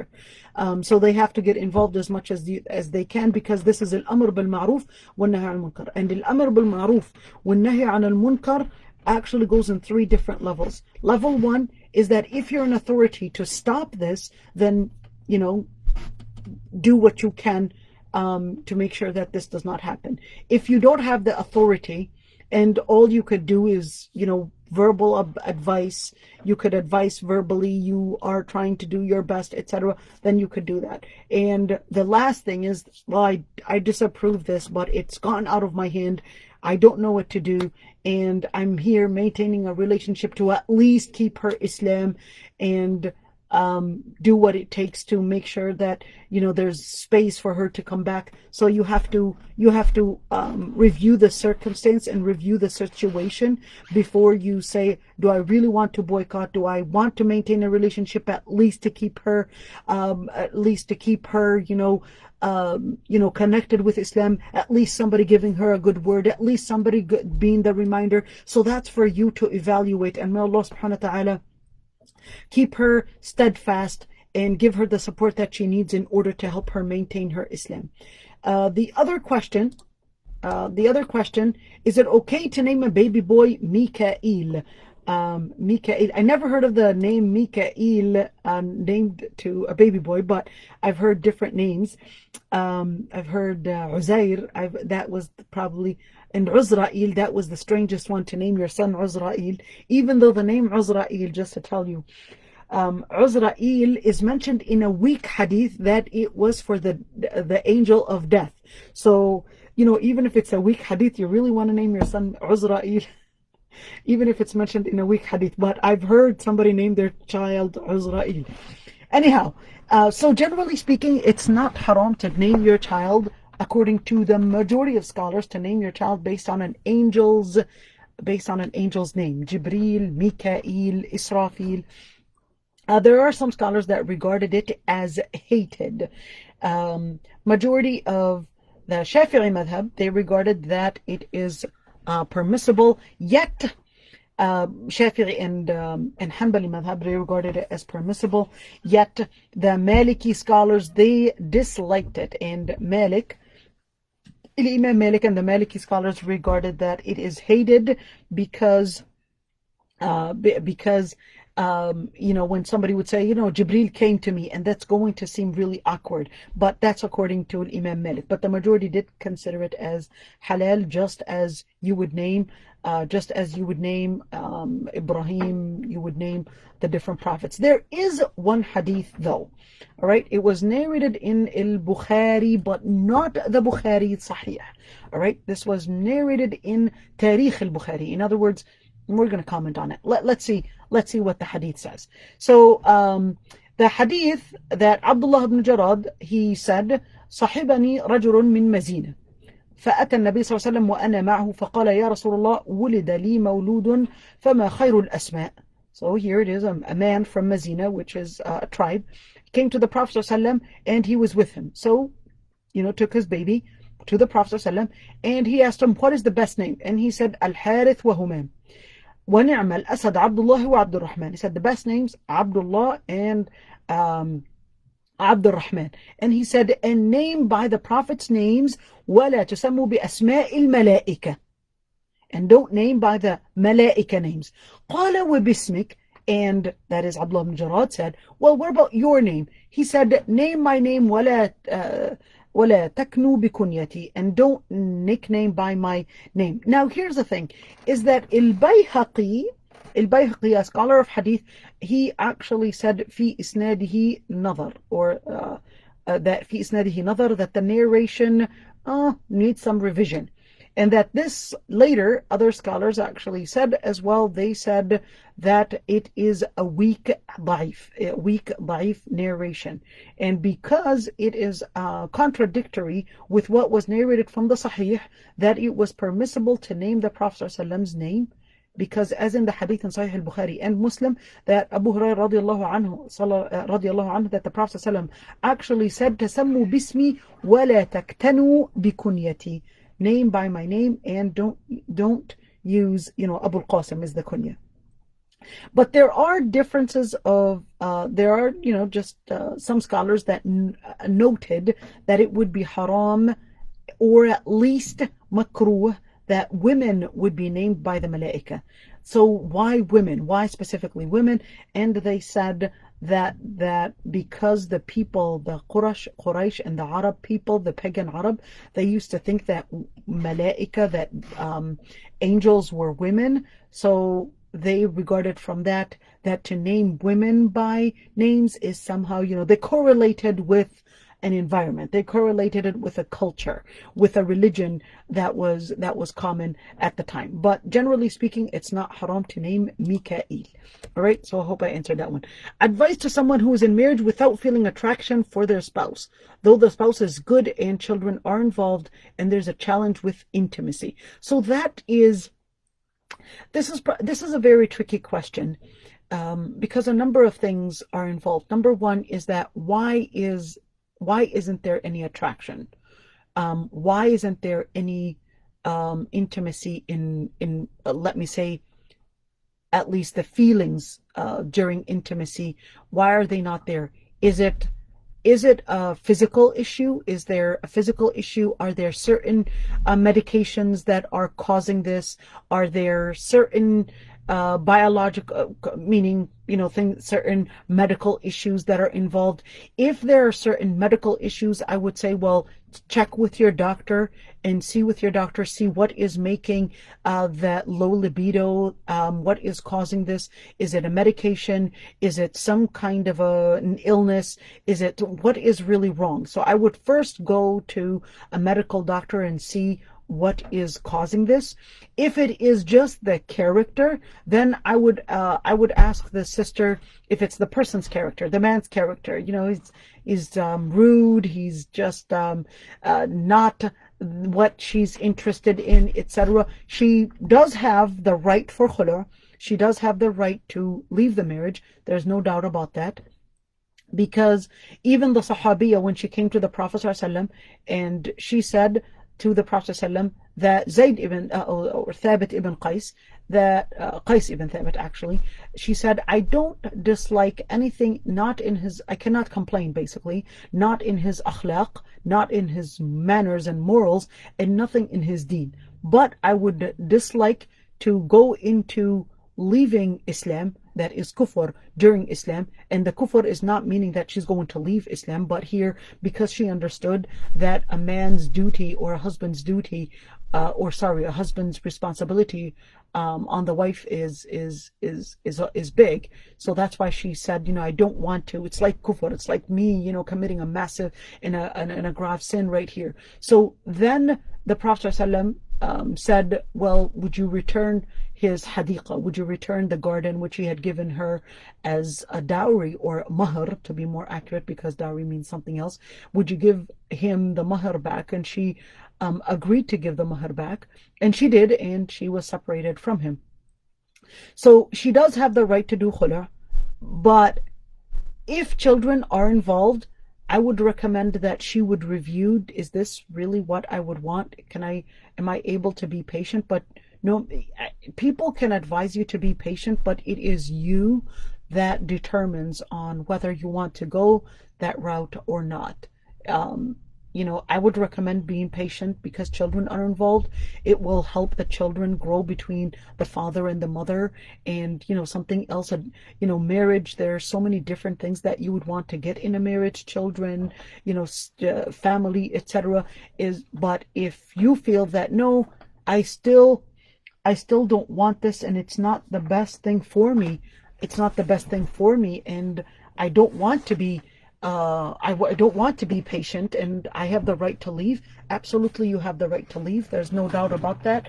People can advise you about patience all they can, but it is you that determines on whether you want to leave or not. But in general, if you are not feeling any attraction, you might want to review why don't you feel any attraction. Is it physical? Is it a certain habit? Is it something that you might need to tell him that you would want him to do in order to bring in that that attraction? Maybe you would want him to dress better. Maybe you would want him to change certain things. So maybe you guys can talk about it.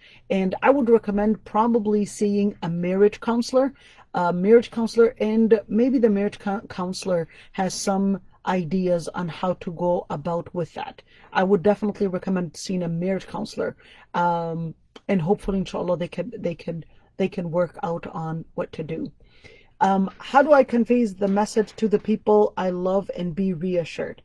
This is a very hard question, because when we're talking about conveying the message to the people that you love, not always are people prepared and ready to take in the da'wah. And I struggle with this myself.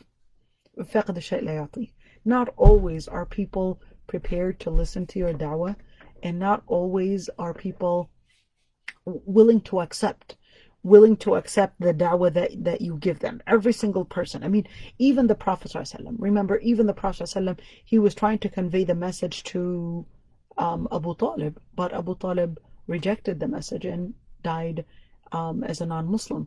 So in the end, you just have to maintain your patience. You might want to give the messages in different ways.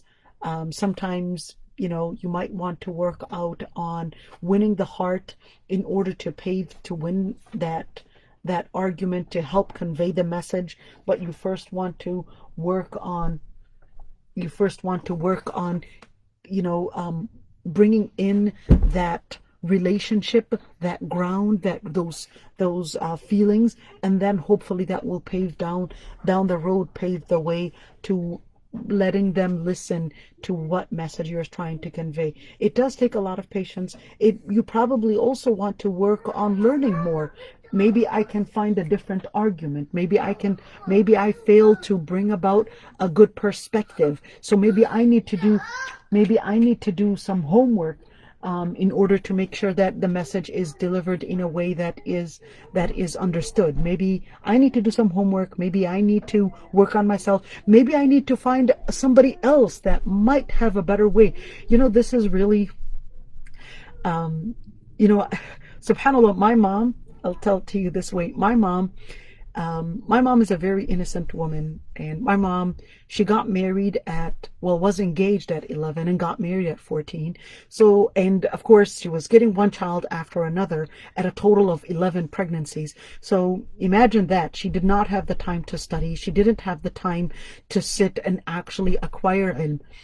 And, it happens so often that my mom and I are together, and people would assume that, she's got a PhD in Islamic studies, for sure she's got a better way of giving da'wah than X or Y or Z. And they would come to me, but then I would fail. To speak or give da'wah to that person. And my mother, who's not specialized, would have a way to reach out to the heart of that person, and would have a way to convey the message, which I failed in. You can have somebody with PhDs fail in giving da'wah, and somebody who, did not have not even elementary education on Islamic studies actually do great da'wah than somebody else. A very important thing to remember is that speak to the heart before you speak to the mind. This is something I always remind myself with, is that, speak to the heart and convey the message to the heart, and inshallah it will reach the heart. And mashallah, many times, my mother, the other day I got a message from somebody from Sri Lanka and took a photo of my mom's handwriting.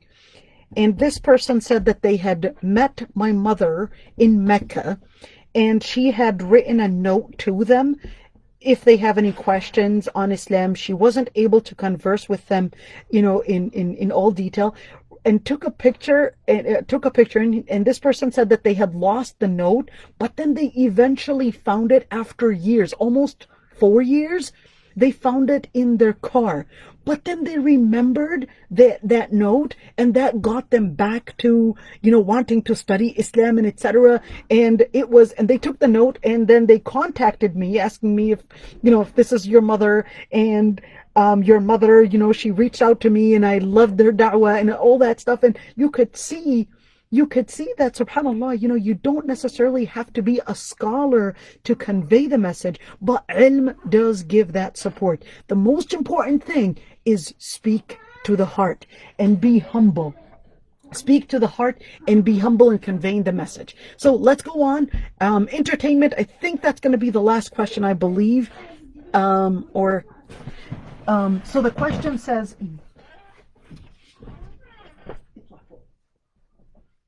The question says, can we watch PG-13 movies which have music in the background? There's an opinion which says listening to music is halal as long as lyrics are good. How valid is this opinion? What advice do I give to teenagers for halal entertainment? Now that's 3 questions. All right. So can we watch PG-13 movies which has music in the background? PG-13, the PG-13 movies, the problem is not in the music. The problem is in the akhlaq, in the indoctrination, that subliminal indoctrination that it conveys without you realizing. That is a lot more dangerous than the music. The music, it has differences of opinions between scholars, so the issue is not music. The issue is in the akhlaq that it delivers without you realizing. In where PG-13, there's going to be violence, there's going to be kissing, there's going to be male-female relations, all those different things, and even the wording, even the lifestyle, the environment is all not based on Islamic basis. That's a lot more dangerous than the music. The music has differences of opinions between scholars. So the akhlaq in it that are portrayed, the lifestyle of kafir, this is the most dangerous part. And we have to name things by our name, that we won't get lost in what we see is dangerous. Music is not the dangerous part, it's the akhlaq in it. So the issue of music, there are differences of opinions between scholars. I think I've answered that many times. How valid is that? What advice do I give the teenagers for halal entertainment? Number 1 is that entertainment should not necessarily be our focus. This is the most important advice, is that it shouldn't be our focus. In the Western culture, a lot of times entertainment takes a large area. It occupies a large area in their life. In Islam, it doesn't take that much. There are responsibilities, there are duties that we have to focus on. So in general, I guess when we're talking about teenagers, halal entertainment, I think it's really important to when you're raising your child, don't expose them to all that entertainment, and then you're going to end up needing to always and constantly be looking for halal entertainment. Don't expose them to that entertainment from day one, that we won't always have to look for an alternative. So from day one, expose them to the high akhlaq. If the child is used to high akhlaq from day one, they will continue on that path. But if they're exposed every single time, this is something that many families are living in and raising their children in, is that, I don't want them I don't want them to feel deprived. I don't want them to feel like they're not finding an alternative, etc.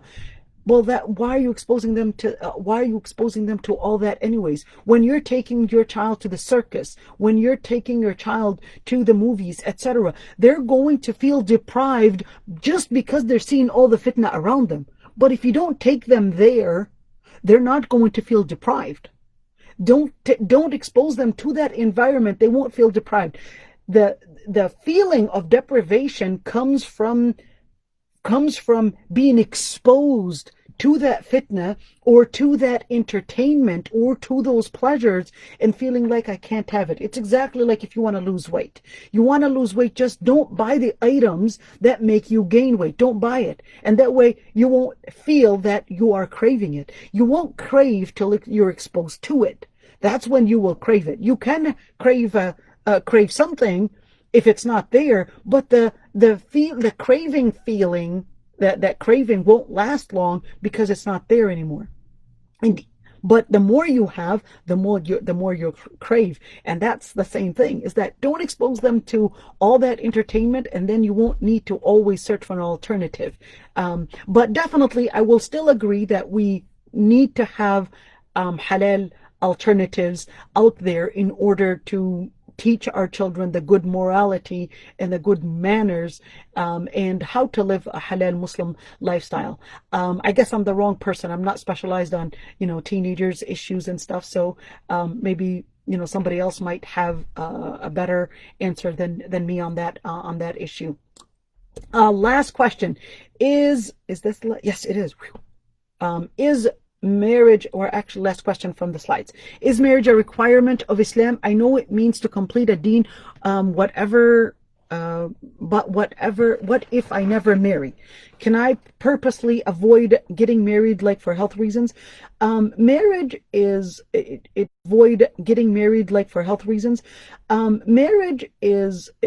actually goes into the different rulings. It can be obligatory if the person is feeling that they will fall in haram if they don't get married. It can be halal, which is, optional. That's up to you. If you want to get married. It can be haram if you feel that you're not going to fulfill the marriage needs, probably take care of the children because of health reasons, or probably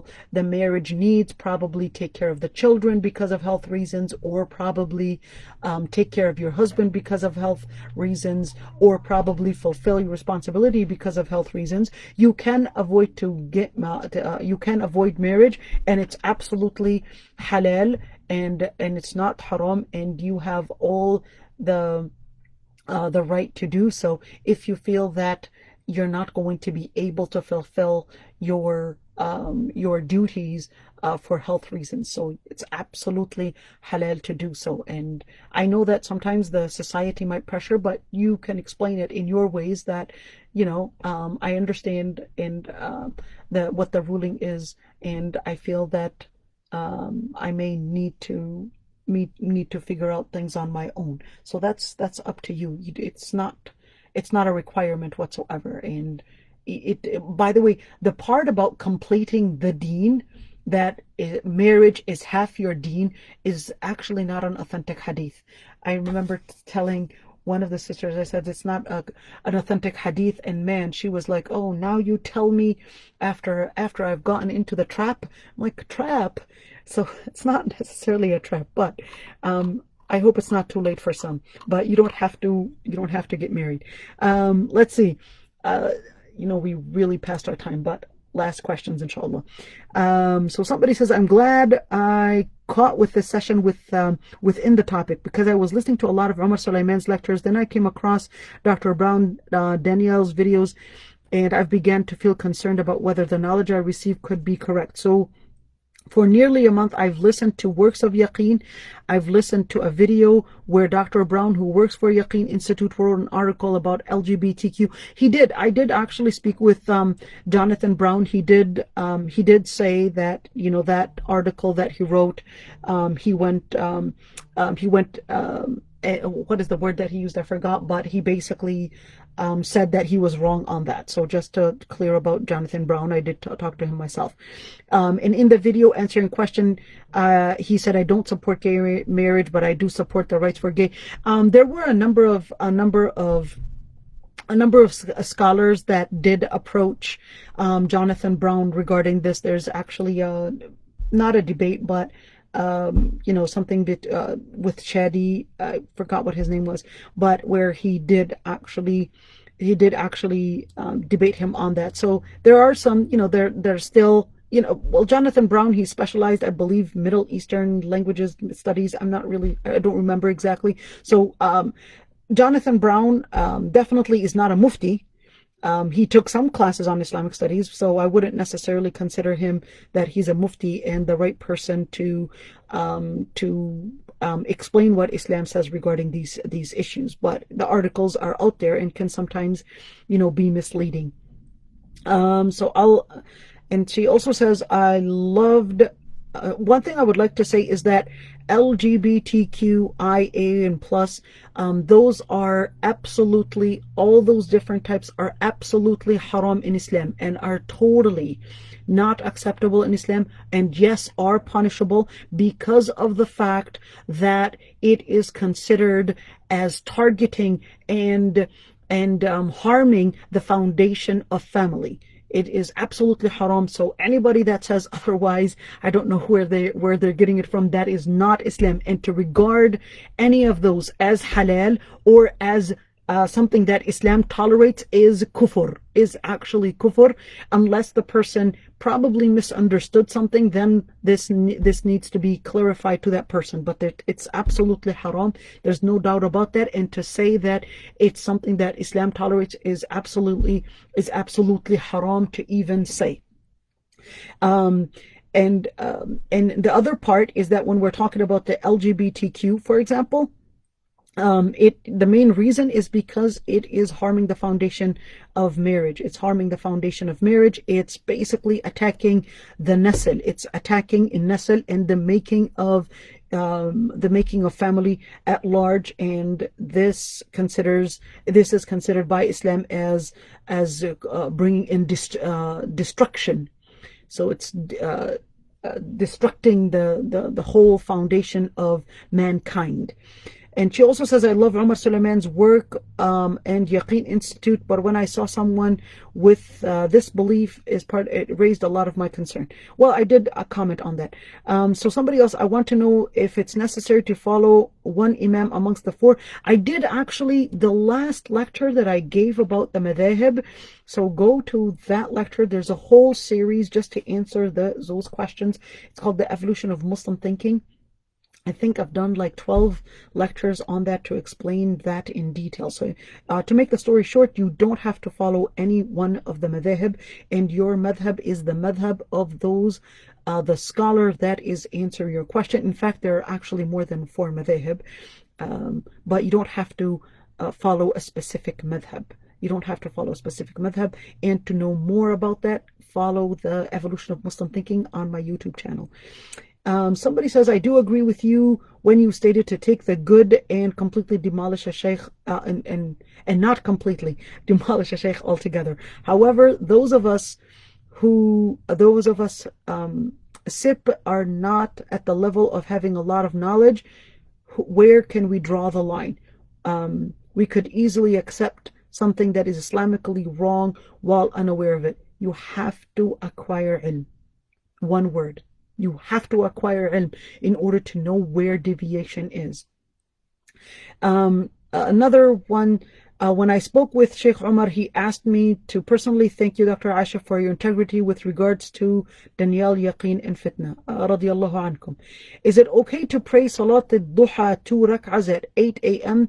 Then 8 a.m., remember, it depends on where you are. I don't know where you are. It depends on the country that you're in. But generally speaking, is that when you look at the sunrise, so after sunrise by almost half an hour, so that's, roughly estimating, roughly speaking, that, look at the sunrise. When does sunrise happen? By half an hour, after half an hour from sunrise, that's when you can pray it again, or pray the Salat al-Duha. The other one, how long can one pray Salat al-Qasr? I'm assuming Taqsir al-Salah after they reach their travel of destination. I heard 15 days. There's actually differences of opinions between scholars on praying or shortening salah when you're when you're traveling. The differences of opinions on whether it's one, just when you reach your destination, or two, just be as long as you are considered on a journey. That means you don't have to, or you cannot do qasr. So as long as, sorry, there's something in front of me that distracted me. Let's do it again. So there are differences of opinions between scholars. So one is that once you reach the destination, then that destination is the end of your qasr. The second opinion is that, last questions. The second opinion is that no, as long as you're outside of your area of residence, you can perform qasr, meaning you can shorten your prayers as long as you're outside of your area of residence, no matter how long that is. You could be a month, could be 2, could be 3, could be years. But what does it mean, area of residence? Area of residence means where you regard as home. Where you regard as home. So let's say, you're Somali, all right, and you're living in Minnesota. Do you have a house there? Do you have a car there? Do you have, your place of livelihood? Are you eating there, drinking there, sleeping there, living your life there? Then this is called home now. This is called home now. This is not, it's not permissible for you to shorten your prayers because you regard yourself, well, I'm Somali, I consider home, Somalia, for example. No, home is where is your place of residence, the place that you are staying in. So there are some scholars that said 15 days, there are some scholars that gave, different opinions on the number of days, but generally speaking, as long as you're traveling, there's no limit to it. The other question, if I travel to my home city for a week, for how many days? So home city, if you mean by home city, like let's say the Jerusalem, for example, okay? My father is from Al-Quds, I lived in Al-Quds, but even though that is my probably home city, but right now I'm married and my home is here in Minnesota. So in that case, going to Al-Quds, for example, is considered a journey for me, and I can do qasr as long as I'm away from my home. So it's not an issue of home city. The questions are, okay, what advice can you give a sister who's struggling with her duties because or as a wife because of too much work and maybe suffering from depression? She has no desire for husband and wife relations, and it is causing a lot of problems in the marriage. So I would recommend seeing a therapist first, just to rule out what is causing the anxiety, and to really study what's causing all that time management. What is causing the time management, the time mismanagement, let's say it that way? Is it that she's spending too much time on one specific thing and instead of focusing on something else? And is it time management the issue? Is time management the issue, or is it potential the issue? Is she having probably maybe a thyroid problem, maybe some kind of hormonal problems? What really is causing that? I would recommend trying to look for the root cause of it. Is it time management? Is it physical problem, medical problem, or is it psychological problem in where probably that's causing? But from the question, it seems like there are a number of different areas, because I can see, because you're saying that you're saying there's no desire for a husband, it's the children, there's probably struggling with house duties, etc. I'm assuming that there needs to be some review to see what is the cause of all this mess right there. But usually when we're looking at no desire for a husband, causing a lot of problems within the marriage, Are we looking at depression here? Are we looking at physical problem? Are we looking at probably, hormonal problems? So you would have to review with a number of different specialists to see and go back to that problem and go to the root cause of it, rather than talking about it from the surface. So that's what I would definitely advise. And then, of course, the other person says, also, is he right in wanting to leave the marriage for this reason? Is it really important? What about family and life built together? So again, this is the same question. This is the same person that's asking, about the struggling with the duties, etc. I would also recommend seeing a marriage counselor that will help you review your time. How much time are you spending with everything? Or sometimes I'll tell you, there was a time where myself, I didn't know that I had an autistic child. My child was autistic, but I really was accusing myself of doing the wrong thing, until later I discovered that he was autistic, and I was doing the right thing, but not necessarily the right thing for an autistic child. So then you would have to see, well, what is the problem? Knowing what the problem is and putting your hand on the problem is the beginning of solution. I'll tell you, when I knew that my child was autistic, that was probably the happiest day of my life. Not for other people, but at least I knew where the problem is, and I knew that I was on the path of getting a solution and solving and getting some help and learning the techniques of dealing with a person. So we need to look into those ones. The most strange two people names meant are Qatil and Islam. Well, yeah, I agree. There's so many different names out there. Is it healthy for kids to grow up in toxic marriage, no physical abuse, but the couple don't get along and always argue?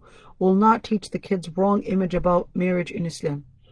Well, there's no one will say that this is this is healthy, but you always want to weigh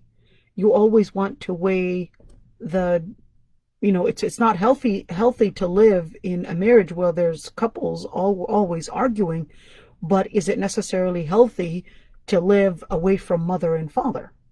So you always want to weigh things. You don't want to just look at the cup and say it's empty, half empty, but sometimes it's half full. So there's more to that than just saying, oh, well, the parents are always arguing, therefore just leave the marriage. There's more to review before we would say, let's recommend a divorce before we get there. Okay, so another person says, I don't understand one part. Scholar spoke with Mr. Brown and he apologized, but his post is still up there and not deleted. I agree. I don't believe that the post should be up there, although he was told that, okay, we'll take down the post because other teenagers are going to be misled. But in the end is that those are some of the shortcomings. I will still advise to read the book on slavery by Jonathan Brown. But like I said, even though he's not a scholar in Islam, but it's really important to acknowledge the good works that others do, rather than say, all that they have done is nothing but harm and misleading the Muslims. It's really important, before you publish any work, that you would have a scholar, a specialist within that field to review the work before it gets published, and then you will be held accountable for it on Judgment Day. So she also says, regarding the right not to get married, a lot of sisters, because of indoctrination of feminism, they will all stop getting married. Isn't it important that the person that don't like to get married to find and investigate why they really have uzuf from marriage, so why they want to stay away from marriage? I agree that a lot of abstaining from marriage is really, or abstinence from marriage is really, an indoctrination from feminism. But that's not every single person that's abstaining or not wanting to get married is necessarily indoctrinated by feminism. Just to keep that, there are so many different circumstances that we have to keep in mind, and there are situations where indeed to abstain from marriage is probably the best solution for some. But I think it's really important indeed to review and see, is it a result of some feminist indoctrination or not, I think I agree with you that this is becoming this this counterculture, this feminism that is affecting a lot of our teenagers out there. So another question says, how can you find a therapist with Islamic knowledge? You know, I know Yasir Birjas, Sheikh Yasir Birjas. I know he specialized in marriage therapy. I think he also has a license in that, and mashallah, he's also specialized in fiqh and Islamic law, and has a degree in that. So I would listen to his lectures. I would listen to his lectures when it relates to, you know, marriage and all that stuff. I would definitely recommend listening to his lectures because he specialized on that.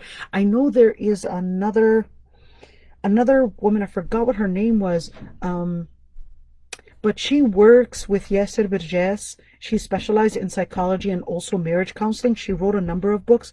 You might want to, forgot what her name is. No, right now it really slipped my mind. But you might want to review her works as well. Especially that she was working closely with Yasir Birjas. So I'm assuming, again, don't take my word for it, I'm assuming that there was some mentorship from Sheikh Yasir in order to make sure that she's not necessarily basing everything based on the Western understanding of psychology. There you go. Hala Binani. Yep, that's the person. But remember, even if I'm not here necessarily saying that everything that she's saying is necessarily Islamic, just like I said, you know, Yasir Qadhi might have some mistakes. It doesn't necessarily mean that I'm going to negate everything that they are doing. I may disagree with them on certain things, but it doesn't necessarily mean that that's an endorsement. But I would, you know, in the end is that every single person, including myself, can fall in fitna. We can all fall in fitna, and no one is infallible but the prophets and anbiya. Every single person is prone to falling in fitna, and we don't know if that person is away from fitna unless they're buried and other scholars later review their works and say they were right on this and wrong on that. But as long as the person is living, you're still going to keep that space, that gap, and say, may Allah subhanahu wa ta'ala keep them steadfast. That's what we can say. Nas'alullah al-thabat for myself and for others. Nas'alullah al-thabat, nas'alullah al-afwa al-afiyah. So somebody also said on Facebook, when the Prophet started preaching Islam, his followers were tortured. I'm wondering why wasn't he murdered? Wouldn't that have been easier to... They did attempt to murder the Prophet ﷺ. It's not that they didn't attempt to. They attempted, and in fact, they attempted to murder him by getting a number of different people from one person from every single tribe. That way, they won't have to worry about retaliation. But then Allah subhanahu wa ta'ala saved him from it. There were a number of attempts. It wasn't one attempt to assassinate. There were a number of attempts, including the Mr al-Yahudiyya, who attempted to put poison in the Jewish woman, who attempted to put poison in the feast that she had prepared. But then Jibreel alayhi salam came to him and ordered him to leave, because that food was poisoned. It was Jibreel alayhi salam that told him that he had to leave right away. And one of the Sahaba actually ate from it. And a few days later, he did actually die. If someone stops praying, how long before they're out of the fold of Islam? No, if they stop praying, they're still, even if they stop praying forever, that doesn't get them out of Islam. They just have to repent to Allah subhanahu wa ta'ala and come back. So, but that doesn't get them out of the fold of Islam. So another question says, if I travel to my home city for a week, for how long am I entitled to shorten and join for Fard Salah? So if you travel for a week, you can shorten for the whole week. And another question says, okay, I guess that's it. And Jazakumullah khairan, everybody. And that was a long 2-hour session. All right. Jazakumullah khairan, everyone. And Allah barik fiku. It was a very long session. So, Jazakumullah khairan. I'll definitely have to, before uploading it on YouTube, probably breaking it up. So, inshallah khair. Assalamu alaikum wa rahmatullahi wa barakatuh, everyone.